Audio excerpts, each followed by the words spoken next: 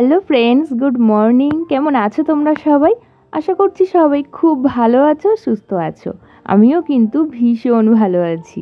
তো আমি লিপি চলে এসেছি তোমাদের সাথে আবারও একটি নতুন ইন্টারেস্টিং ব্লগ নিয়ে। দেখতে থাকো, আই হোপ ভালো লাগবে।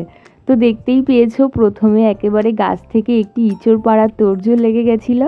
হ্যাঁ, ইঁচড়টা আমি ছোটো পিসিমণির বাড়ির গাছ থেকেই পেড়ে নিয়ে এসেছি। তো তারপরে সেই ইঁচড়টাকে কিভাবে সহজ পদ্ধতিতে তোমরা কাটবে, তো সেটাই তোমাদের সাথে দেখাবো। আর সাথে সাথে কিভাবে রান্নাও করব সেটাই তোমাদের সাথে শেয়ার করব। সম্পূর্ণ ব্লগটি তোমরা দেখতে পারবে আমার সাথে। তার জন্য পুরো ব্লগটি কিন্তু স্কিপ না করে আর মিস না করে দেখতে হবে। তাহলেই বুঝতে পারবে যে কিভাবে ইঁচড় কেটে রান্না করলাম, একেবারে সহজ পদ্ধতিতে বলতে পারো। তো প্রথমেই দেখলে যে একটু দাও বটিতে একটু তেল লাগিয়ে নিলাম, হাতেও একটু তেল লাগিয়ে নিলাম। কেন কি, প্রচুর আঠা ইঁচড়ে থাকে। সেই আঠাগুলো না পরে আর উঠতে চায় না। তো তেল লাগানো থাকলে পরে একটা সুতির কাপড় দিয়ে মুছে নিলে দেখবে উঠে যাবে। তারপরে ভালো করে হাতটা সাবান দিয়ে ধুয়ে নিলেই ব্যাস হয়ে যায়। তো সেইভাবে ইঁচড়টাকে 2 ফালি করে নিলাম।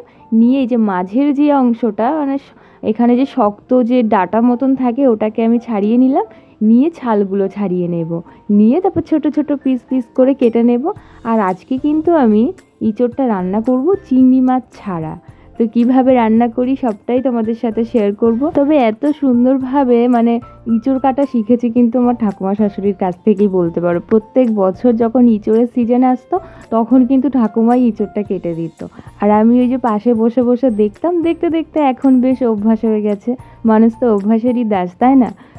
যেটাই দেখবে, তুমি যদি শেখার ইচ্ছা থাকে মন থেকে, দেখবে ঠিক তুমি চেষ্টা করলে পারবে। তো সেটাই আর কি। এখন আর ঠাকুমাকে ডিস্টার্ব করি না, এখন নিজে নিজেই চেষ্টা করি। তো বেশ ভালোই হয়েছে, চেষ্টার ফল কিন্তু ভালোই হচ্ছে, দেখতে পাচ্ছ। তো যাই হোক, ছোটো ছোটো করে কেটে নিচ্ছি। তবে প্রচণ্ড আঠা, সেটাকে ওই তেলটা না লাগিয়ে নিলে পরে খুব সমস্যা হয় হাত থেকে তুলতে, দাও বটি থেকে তুলতে। তো যাই হোক, আজকে এইভাবে ইঁচড়টা কেটে নিলাম। আর হাফ ইঁচড় রেখে দেবো, পয়লা বৈশাখের দিন রান্না করার ইচ্ছা আছে। দেখা যাক কি করি। তো ইঁচড়টা কাটাও হয়ে গেছে, ধুয়ে নিয়ে এসে রেখেছি আমি। আর এদিকে দেখো, ইঁচড়টাকে কেটে ধুয়ে রেখেছি। এটাকে একটু সিটি দিয়ে নেব। 2-3টে সিটি দিলে বেশ হালকা একটু নরম নরম হয়ে যাবে, রান্না করতেও ভীষণ ভালো হবে। আর এদিকে পেঁয়াজ, আদা, রসুন সব কিছুই কেটে নিয়েছি। আলু ছোটো ছোটো করে কেটে নিয়েছি।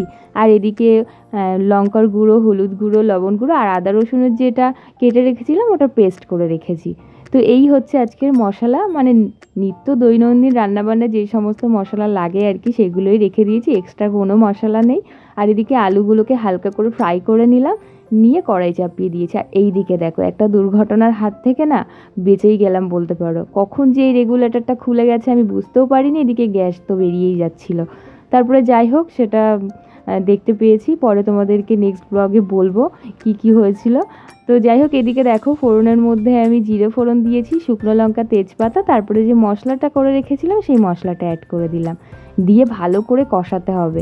আর কষানোটা, মশলাটা যতটা ফুলে ফেঁপে উঠবে, মশলার কষানোর টেস্টটাও কিন্তু বেশ ততটাই বাড়বে।